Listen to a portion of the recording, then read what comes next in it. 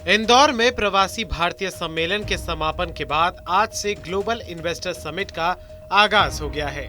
इस दौरान प्रधानमंत्री नरेंद्र मोदी ने वर्चुअली समिट का उद्घाटन किया। पीएम मोदी ने कहा कि विकसित भारत के निर्माण में मध्य प्रदेश की भूमिका बहुत ही महत्वपूर्ण है। एमपी आस्था, आध्यात्म से लेकर पर्यटन, स्किल और एजुकेशन में अजब भी है, गजब भी है और सजग भी है। इन्वेस्टर्स का, उद्यमियों का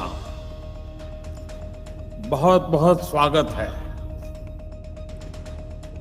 विकसित भारत के निर्माण में मध्य प्रदेश की भूमिका बहुत महत्वपूर्ण है। आस्था, आध्यात्म से लेकर पर्यटन तक, एग्रीकल्चर से लेकर एजुकेशन और स्किल डेवलपमेंट तक एमपी अजब भी है, गजब भी है और सजग भी है। ग्लोबल इन्वेस्टर समिट में मध्य प्रदेश के मुख्यमंत्री शिवराज सिंह चौहान ने कहा कि मध्य प्रदेश के नक्शे में उद्योगपति जिस जगह उंगली रख देंगे, हम उद्योग के लिए वहां पर जमीन देने में 24 घंटे का समय भी नहीं लगाएंगे। बिजली भी अब पर्याप्त है। दिल्ली की मेट्रो ट्रेन हमारे प्रदेश की बिजली से चलती है। यहाँ स्किल्ड मैन पावर अच्छी है। ग्लोबल स्किल पावर पार्क हम भोपाल में बना रहे हैं। मुख्यमंत्री ने कहा कि गुड गवर्नेंस में मध्य प्रदेश का स्थान पहले नंबर पर है, क्योंकि हम निवेश में किसी तरह की समस्या नहीं आने देते हैं। मैं सीएम नहीं, इस प्रदेश का सीईओ भी हूं। अपने इंदौर ने और मध्य प्रदेश की 8.5 करोड़ जनता ने दोनों बाहें फैला के आपका स्वागत किया है। मैं उन सबकी ओर से आपका स्वागत करता हूं, अभिनंदन करता हूं। मित्रों, हमारा सौभाग्य है,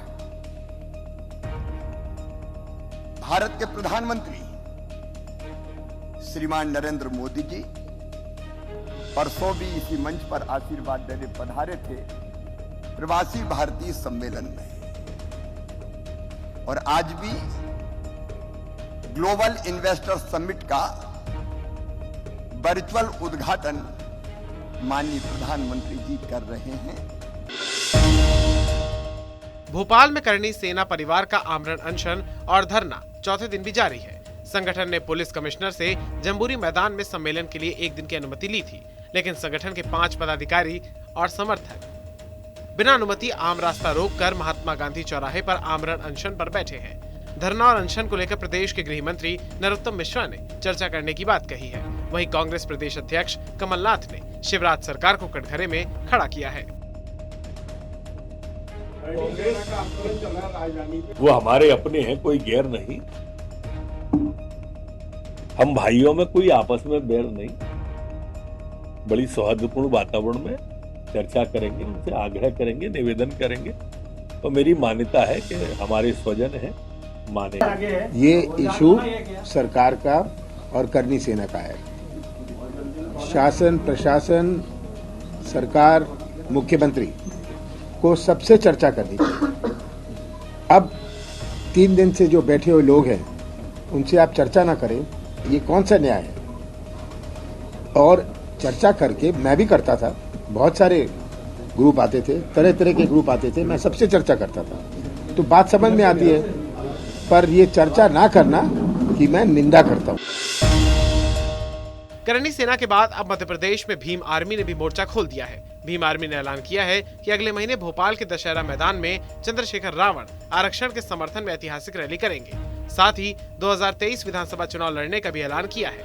भीम आर्मी राजगढ़ के प्रभारी रामेश्वर मालवीय ने कहा कि आरक्षण कोई गरीबी उन्मूलन कार्यक्रम नहीं है। गरीबी उन्मूलन के लिए सरकार कई योजना चला रही है।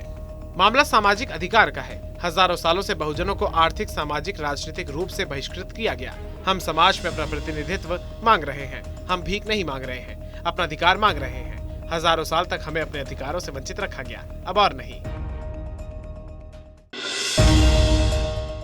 मध्य प्रदेश की सियासत में सीडी को लेकर चल रही पॉलिटिक्स में पूर्व मुख्यमंत्री कमलनाथ की एक बार फिर से एंट्री हुई है। कमलनाथ आज अपने उस बयान से किनारा करते हुए दिखे जिसमें उन्होंने कहा था कि हनी ट्रैप की पेन ड्राइव और सीडी उनके पास है। इसके साथ ही कांग्रेस प्रदेश अध्यक्ष ने आरएसएस चीफ और बीजेपी को निशाने पर लिया और कहा कि इन्होंने बोया नफरत का बीज, इसकी फसल काटने की तैयारी में बीजेपी है।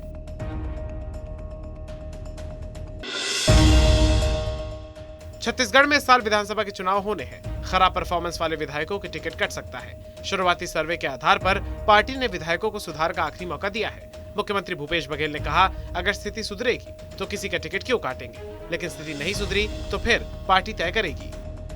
यदि पार्टी की बात करें तो 5 उपचुनाव हुए, 5 उपचुनाव हम पार्टी से लड़े और सभी जगह रिजल्ट हमारे फेवर में आया। बीच में आप टेस्ट तो यही होगा, लिटमस टेस्ट यही है कि नगरीय निकाय चुनाव क्या रिजल्ट रहा, उपचुनाव में रिजल्ट क्या रहा। तो ये सारे चुनाव हम जीते हैं। तो जहाँ तक कि कैंडिडेट की बात है, कैंडिडेट अभी तो हम ये वाला कार्यक्रम चल रहा है, भेंट मुलाकात कार्यक्रम, और लगातार जो विधायक हैं उनको बता भी रहे हैं कि आपको ये काम और करना है अपने क्षेत्र में।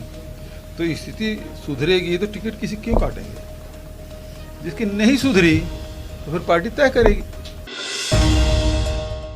छत्तीसगढ़ के बीजेपी नेता दिल्ली रवाना हुए हैं। लगभग सभी सांसदों के दिल्ली जाने की खबर है। सांसद सुनीला सोनी, सरोज पांडे, संतोष पांडे और भाजपा के प्रदेश अध्यक्ष अरुण साव भी दिल्ली गए हैं। नेता प्रतिपक्ष नारायण चंदेल भी दिल्ली रवाना हुए हैं। डॉक्टर रमन सिंह को भी दिल्ली बुलाया गया है। ये सारी की सारी कवायद मोदी कैबिनेट में होने जा रहे बदलाव से जोड़कर देखी जा रही है। बीजेपी की ओर से आधिकारिक रूप से इस दौरे को लेकर कुछ कहा नहीं गया है। छत्तीसगढ़ में सांप्रदायिकता भड़काने वालों पर सरकार राष्ट्रीय सुरक्षा कानून रासुका लगाने जा रही है। इसके लिए सभी जिला कलेक्टरों को अधिकृत कर दिया गया है। इस कानून के तहत पुलिस ऐसे व्यक्तियों को 1 साल तक हिरासत में रख सकती है। इसमें जमानत भी मुश्किल होगी। बताया जा रहा है, नारायणपुर में हुई सांप्रदायिक हिंसा के बाद सरकार को पूरे प्रदेश में ऐसी घटनाओं की साजिश के इनपुट मिले हैं। गृह विभाग ने पिछले दिनों असाधारण राजपत्र में एक अधिसूचना जारी की। इसके जरिए जिला कलेक्टरों को राष्ट्रीय सुरक्षा कानून रासुका लगाने के लिए अधिकृत किया गया है। रायपुर स्मार्ट सिटी लिमिटेड के कामों की शिकायत करने बीजेपी के सांसद पूर्व मंत्री राजेश मूणत और 26 पार्षदों का दल दिल्ली रवाना हो गया है। इनका कहना है कि स्मार्ट सिटी लिमिटेड कामों में जमकर भ्रष्टाचार कर रहा है, पैसों का बंदरबाट किया जा रहा है। ये मामला साइंस कॉलेज मैदान में हो रहे चौपाटी निर्माण के बाद से और ज्यादा गहरा गया है। इस चौपाटी के विरोध में पूर्व मंत्री पिछले कई दिनों से धरने पर बैठे थे।